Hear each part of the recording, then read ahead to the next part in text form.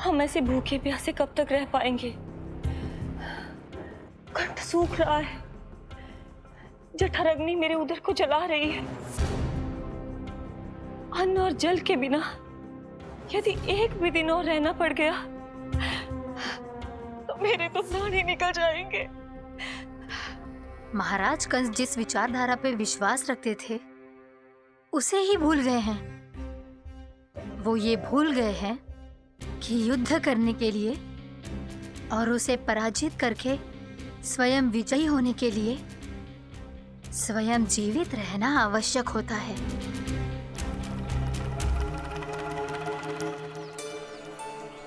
प्रभु ने जो दृश्य मुझे दिखाए, किस बात का संकेत थे वो? क्या मुझे यहाँ आने के लिए प्रेरित करना ही उनकी योजना थी? बहुत सोच विचार के भी ना समझ में आ रहा है। कंस ने, उस व्यापारी ने हमारे साथ जो षड्यंत्र रचो है ना, वो आते कैसे बचेंगे? पर घर में सब स्त्रियां चिंतित हैं।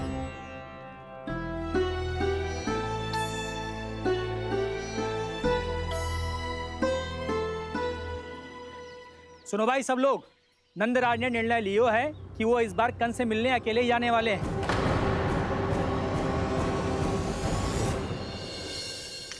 पहले ही वो गांव वालों से सारा दूध दही माखन हड़प चुका है। अब आप और मटकियां क्यों ले जा रहे हो उस दुष्ट के लिए? यशोदा, वो दुष्ट है, अत्याचारी, पर है तो हमारे महाराज ही ना। वैसे खाली हाथ थोड़ी ना जा सकते हो। तुम अपना ध्यान रखना। सुनो जी, मुझे पता है कि मुझे श्री नारायण पे विश्वास रखना चाहिए, बल्कि मैं भी तो यही समझा रही थी इन गोपियों को। पर पता ना क्यों मुझे लग रहा है इसके पीछे उसका कुछ बहुत बड़ा षड्यंत्र है। ना तो आपको अकेले क्यों बुलाता वो? मैं जानता हूं यशोदा, उसने मुझे क्यों बुलाया है, पर मैं तुम्हें ना बता सकता। मैं ना चाहता हूं कि तुम चिंता करो।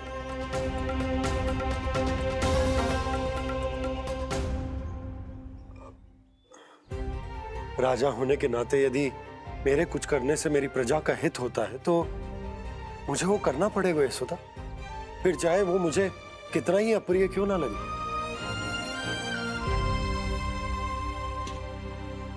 हे नारायण, मेरी दुविधा दूर करो। कुछ ऐसा करो कि इन्हें जाना ही ना पड़े उस दुष्ट के सामने।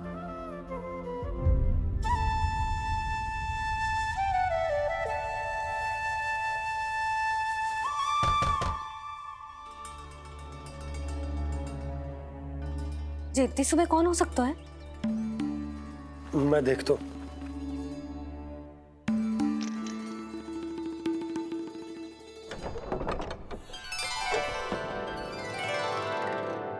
पूर्णामासी, आप?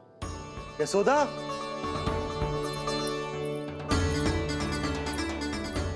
पूर्णा मौसी, इतने दिनों बाद?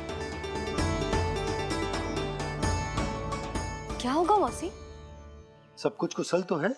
मैं तो बस इतना जानती हूँ नंदराज, ये लोग आपसे मिलना चाहते थे।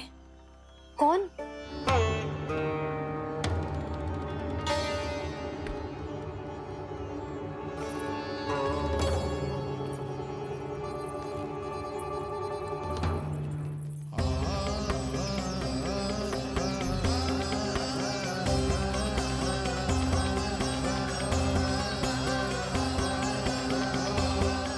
इतनी सुबह आप सब यहाँ? क्या होगा?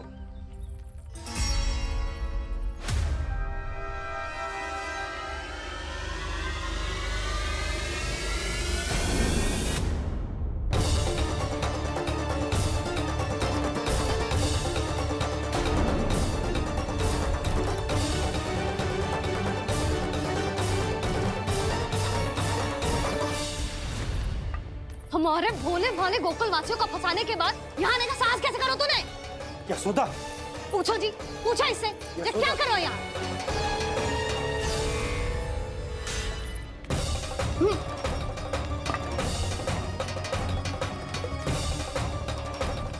इनकी ये दशा आप सबने तो ना की।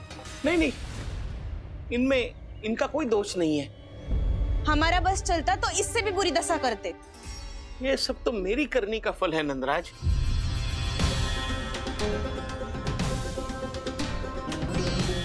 इसे इसके किए का दंड मिल गया है।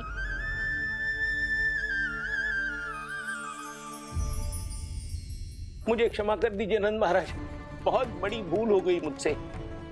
मैंने इन सब गांव वालों को फंसाने का षड्यंत्र महाराज कंस के कहने पे किया था।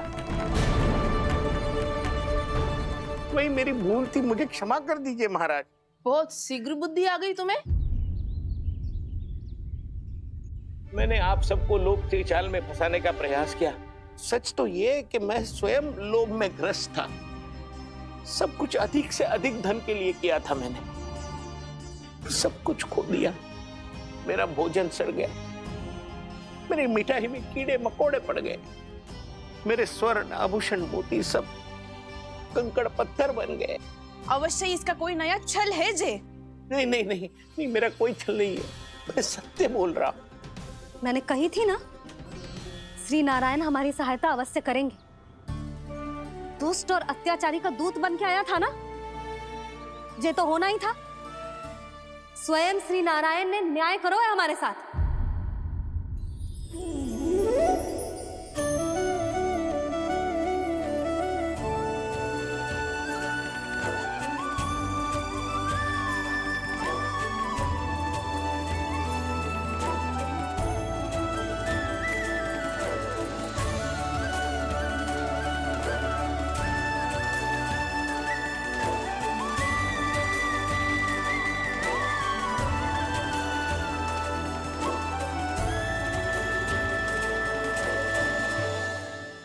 आप बिल्कुल सही कह रही है।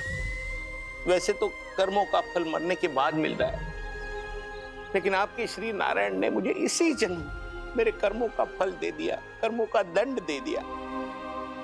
आपका बहुत बहुत धन्यवाद श्री नारायण, बहुत कृपा की हो आपने। पर इसका अर्थ ये ना है कि हम सबने आपको क्षमा कर दियो है। मैं यहाँ क्षमा के लिए नहीं आया हूँ नंदराज। तो फिर किस लिए आए हैं? मैं तो इन भोले भाले गोप गोपियों को इनकी शपथ से मुक्त कराने आया हूँ। पर इन सब ने वो शपथ अपनी इच्छा से ली थी, आप उसे कैसे मुक्त करा सकते हो? और एक शपथ दिलवाकर।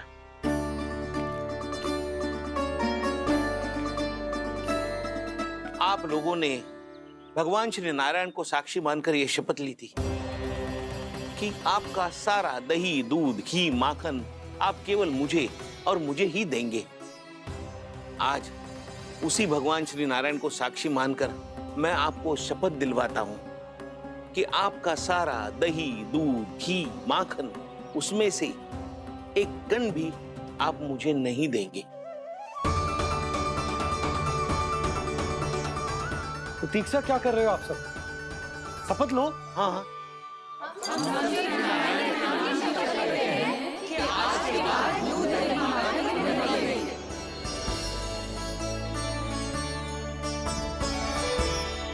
जशोदा जी आपने सही कही थी।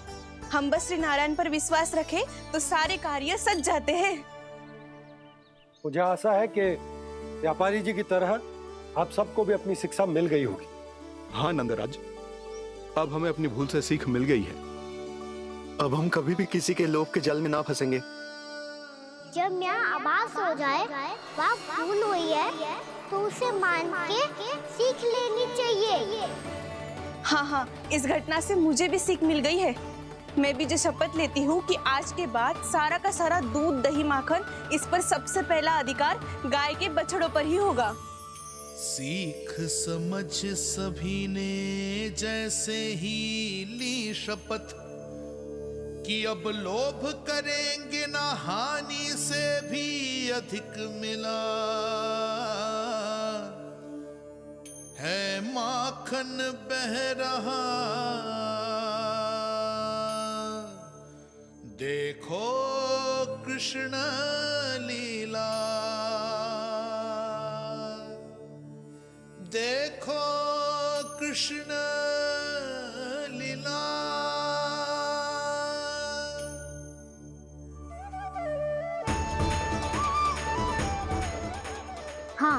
और हम दोनों भी श्री नारायण की शपथ लेते हैं, दूध दही माखन बेचने के लिए हम बाद में बचाएंगे और पहले अपने बालकों को पेट भर के खिलाएंगे।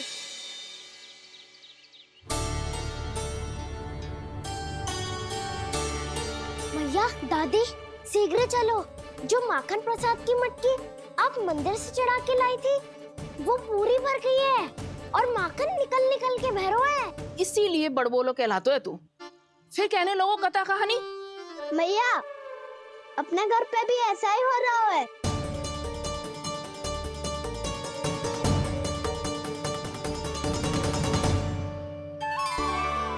यशोदा, वो देख तुम्हारी माखन की मटकियां।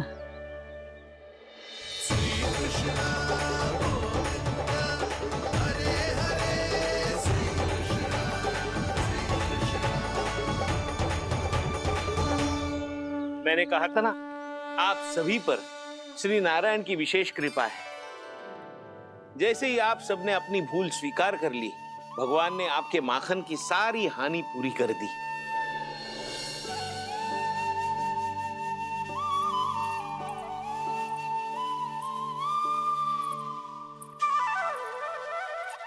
यशोमती मैया के नंद लाला,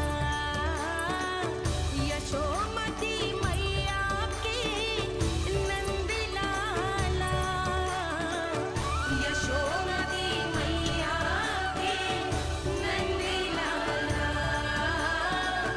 यशोमती मैया के नंद लाला।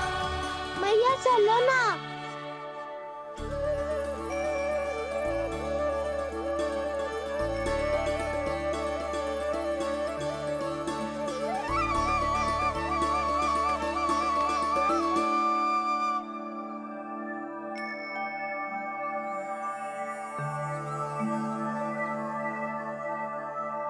कौन से कान्हा पे विश्वास करूं मैं? उस सियाने पे जो कुछ ही समय पहले अपनी लीला दिखा रहा था, या उस निर्दोष पे जो आसपास की हर घटना से अनभिज्ञ बैठो है।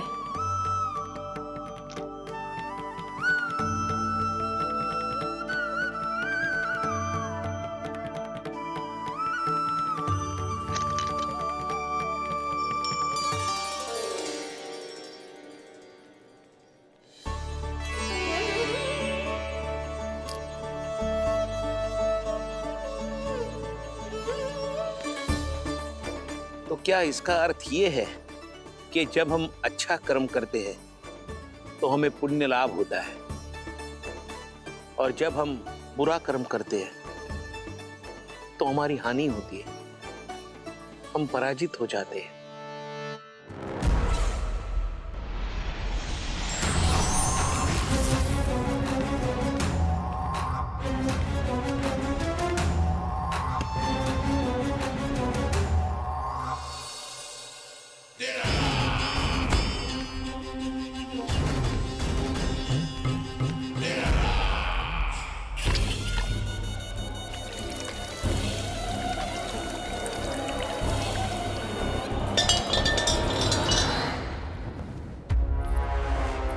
अस्ति प्राप्ति। मैंने कहा था ना, ये सारी माया उस विष्णु अवतार की है। अरे वो तो इतना भी शक्तिशाली नहीं है कि अपनी ही माया का प्रयोग पर्याप्त समय तक कर पाए और मुझे पराजय स्वीकार करने पर विवश कर पाए।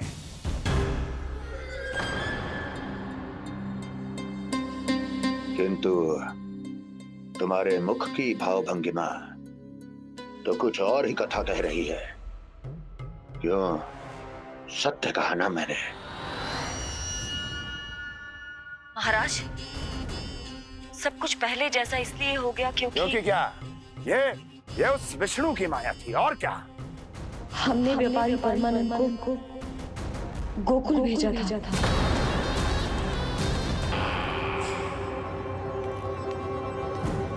मेरी आज्ञा लिए बिना, मुझे बिना बताए मेरे लिए हुए निर्णय को पलटने का साहस भी कैसे कर लिया तुमने?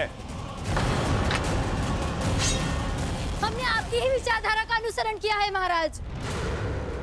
आप ही कहते हैं ना, जब जीवन पर संकट हो तो अभिमान अर्थहीन होता है, और जब प्राणों पर बनाए तो सम्मान स्वाभिमान सब निरर्थक होता है। भूख और प्यास से आप तो दुर्बल हो ही जाते महाराज, पर आपकी सेना और सेवक अपने प्राण बचाने के लिए आपसे दूर हो जाते।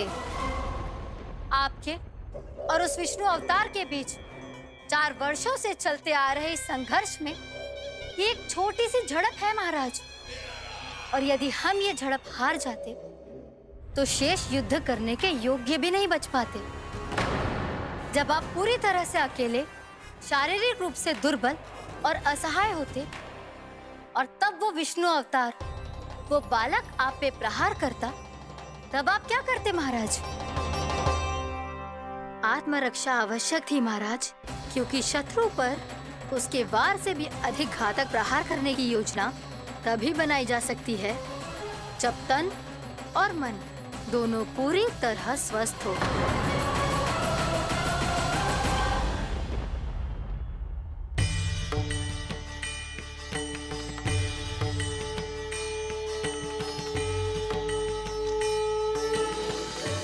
सच्ची बताओ, ये सब आप ही ने क्यों है ना?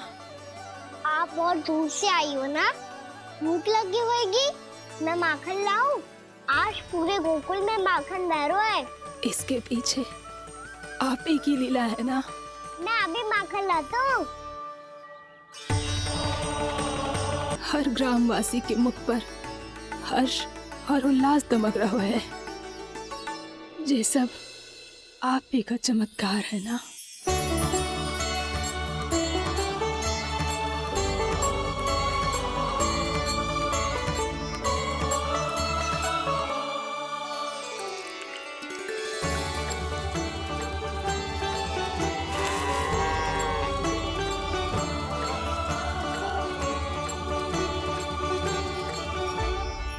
बताओ प्रभु, ये महिमा आप ही की है ना नारायण? ठहरो, मैं आपके हाथों से खिलाऊंगा आपको।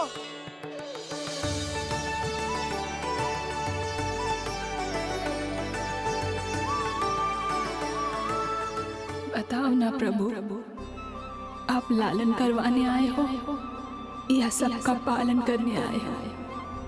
बोलो ना प्रभु, बताओ ना।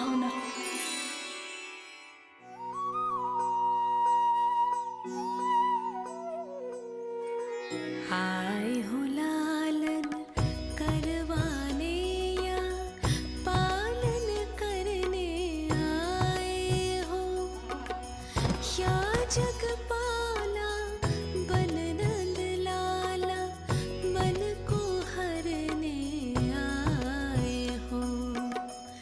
आए हो लालन करवाने या पालन करने आए हो। नैनों से देखूं तो दिखते कृष्ण है, मन से देखो तो हरि दिखे। अपनी इन लीलाओं के कारण सबके मन हो बसे। कान्हा आपको कह के पुकारो या बोलो भगवान कहो, माता की ममता दो आपको या फिर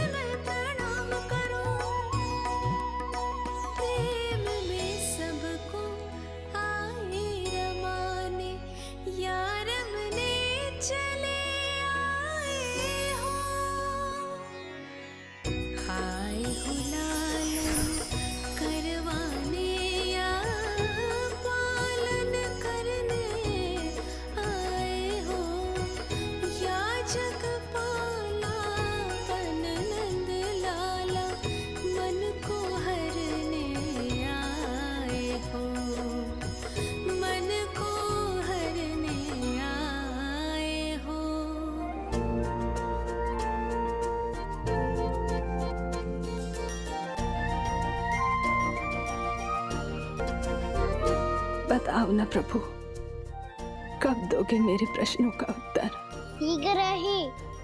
शीघ्र ही मेरे सखा आने वाले हैं। तब तक आप खेलोगे मेरे साथ।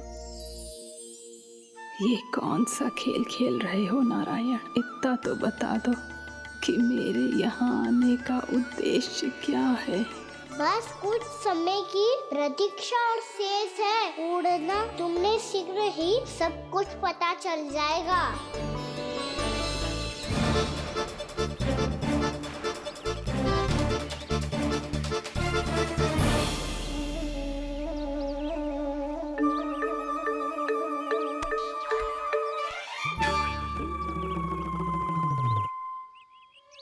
मैया ने शीघ्र आने को कही थी, ना आओगे हो तो दंड मिलेगा। दंड? हाँ। मुझे तो आज ही मिलो है। 1 से 20 तक पहाड़े सुनाने थे, ना सुना पायो। दंड तो मुझे भी मिला था, 20 उठक बैठक कराई थी मैया ने। मेरी सोचो, 2 गुना दंड मिलता है मुझे। कभी मैया उल्टी टांग पे खड़ा कर देती है, तो कभी दादी सीधी टांग पे। अच्छा ये ना संतुलन बन जाता है।